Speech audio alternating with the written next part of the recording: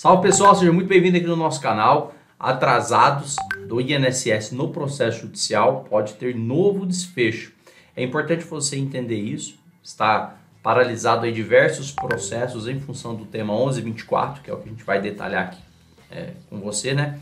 Referente aí às concessões de benefícios previdenciários concedidos no âmbito judicial, sem que o INSS tenha tido acesso a todos os documentos apresentados no âmbito judicial, né? Ou seja, o INSS não teve acesso a toda a documentação no âmbito administrativo e aí a pessoa consequentemente apresentou só no âmbito judicial. Como que isso está, como que está acontecendo isso? Então, tem tema aí que determinou, né, a suspensão de todos os processos judiciais que estão na mesma situação, tá? Você consegue verificar aí a necessidade cada vez mais de ter uma atuação efetiva de advogados especialistas em direito previdenciário, porque se você não consegue fazer todo um bom instrumento aí, né, um bom planejamento para entrar com o processo de aposentadoria desde lá do comecinho, né, desde o INSS, se você tem você é um pouco afoito para entrar com o pedido de aposentadoria, solicita de qualquer forma, você pode ter sérios prejuízos financeiros, tá? Então vamos lá, vamos entender como que ficou essa nova alteração aí do tema 1124, porque já estava em discussão, só que teve uma nova redação aí de discussão e a gente vai trazer para você. Legal? Vamos lá? Olha só.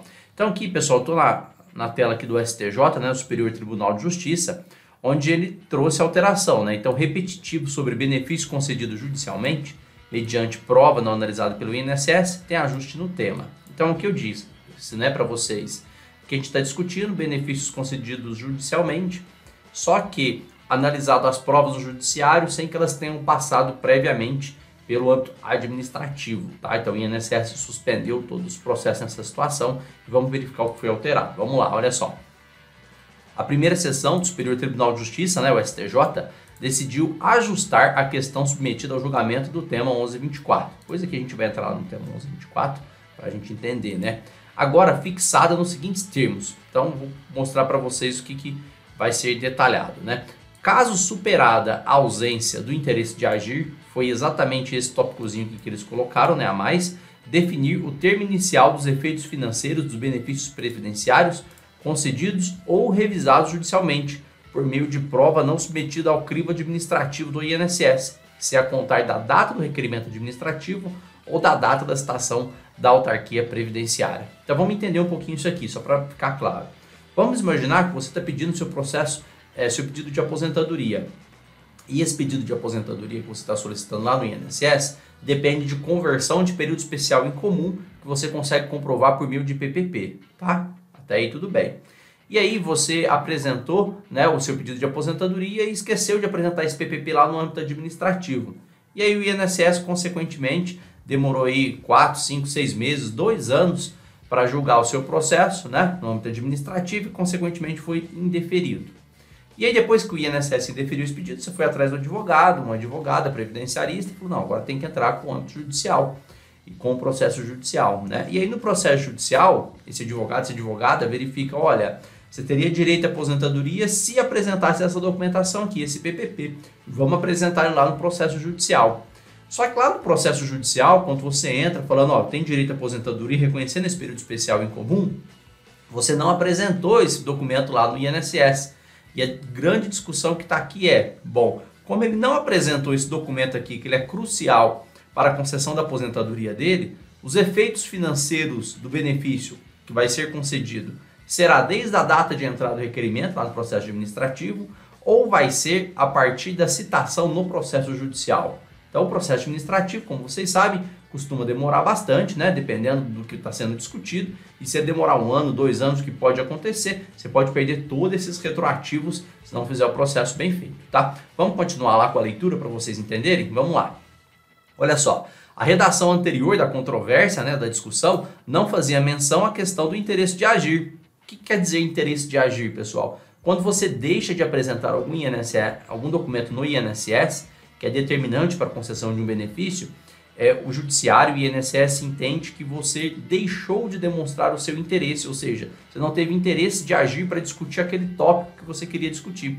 Então, analisando o interesse de agir, que é o que está detalhando aqui, né, uma das condições para a propositura de ação judicial. Legal. O ministro Herman Benjamin, relator dos recursos repetitivos, lembrou que o Supremo Tribunal Federal, o STF, né, confirmando a jurisprudência do STJ, definiu que a concessão de benefícios previdenciários depende de requerimento do interessado, não havendo ameaça ou lesão a direito antes da apreciação e do indeferimento do INSS. Então até aqui tudo bem, né?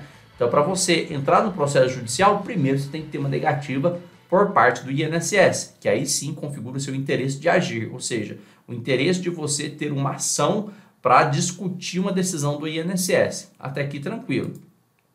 Manifestação do INSS é imprescindível para a propositura da ação judicial, ou seja, você tem que entrar com o processo administrativo para depois ir no processo judicial, tá? De acordo com o ministro, ao julgar o tema 350, o STF reconheceu ser imprescindível a manifestação do INSS antes de eventual ação judicial, sendo suficiente uma decisão administrativa negativa para caracterizar o interesse de agir do segurado, ou seja, não é necessário aguardar todo o trâmite do processo administrativo para acionar a justiça. Então ele está falando aqui, olha, você não precisa esgotar todas as vias administrativas, né, entrar com recurso ordinário, com recurso especial. Você teve uma primeira negativa por parte do INSS, você já pode entrar com processo judicial, tá? Vamos seguindo? Ao decidir dessa maneira, o STF assentou que a pretensão do segurado deve, primeiro, ser apreciada e denegada pelo INSS, para que só então passa a vir a ser desafiada judicialmente. É preciso que haja uma ação, né, ou omissão administrativa prévia sobre a qual recairá o controle judicial. Até aqui tranquilo, né? Então, ou seja, primeiro tem que ir no INSS, tem que ser negado, para depois ir no judiciário, tá? Herman Benjamin lembrou que existem exceções, de fato, né, como nos casos de omissão administrativa na análise do requerimento segurado, quando demora muito e é omisso, né, além das hipóteses de revisão, restabelecimento ou manutenção de benefício anteriormente concedido. Interesse de agir deve ser discutido se o segurado já tinha acesso à prova. Agora que entra o tópico em discussão. Vamos ler aqui os tópicos para você entender.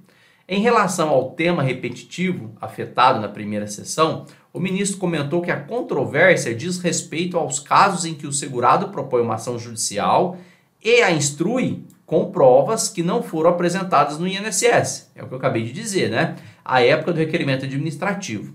Daí a discussão sobre o início do pagamento do benefício deferido na via judicial, se a partir da data do pedido administrativo ou da citação da autarquia, da citação do INSS, né?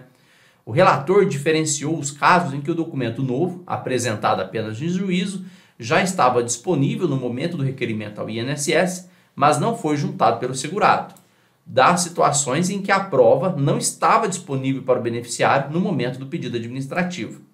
Na primeira hipótese, o ministro comentou que o ônus de apresentar o documento era do segurado, sendo necessário discutir o seu interesse de agir na via judicial, já que houve negativa fundamentada do INSS.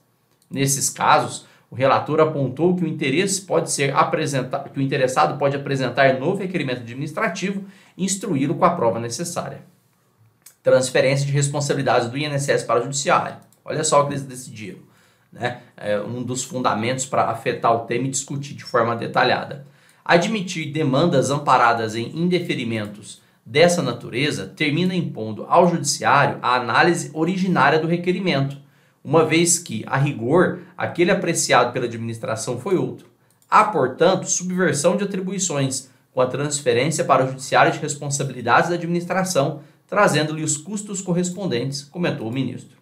Na segunda hipótese, ou seja, quando o interessado não tinha acesso ao documento ao fazer o pedido administrativo, Herman Benjamin apontou que o tratamento de cada caso depende da natureza do documento e do grau de controle que o referente tinha de sua disponibilidade. Ainda não há data prevista para o julgamento do tema, até a definição da tese, né? A primeira sessão determinou a suspensão de todos os processos sobre o mesmo assunto que estejam na fase recursal, tanto nos tribunais quanto nas turmas recursais dos juizados especiais federais. Então, assim, pessoal, teve essa alteração para fazer exatamente essa análise, né, de apresentação de documentos. Inclusive para verificar se o documento já estava à disponibilidade do segurado no momento do requerimento administrativo ou se o segurado conseguiu esse documento somente apenas na finalização do processo administrativo.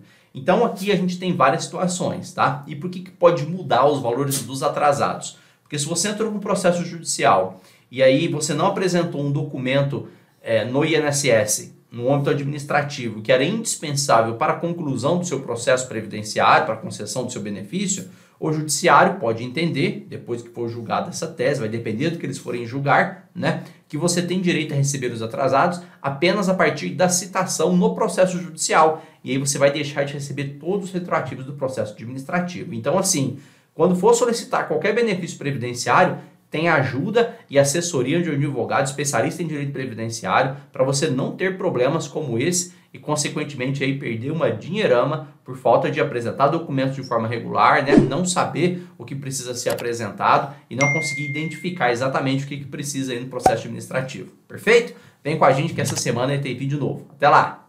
Tchau!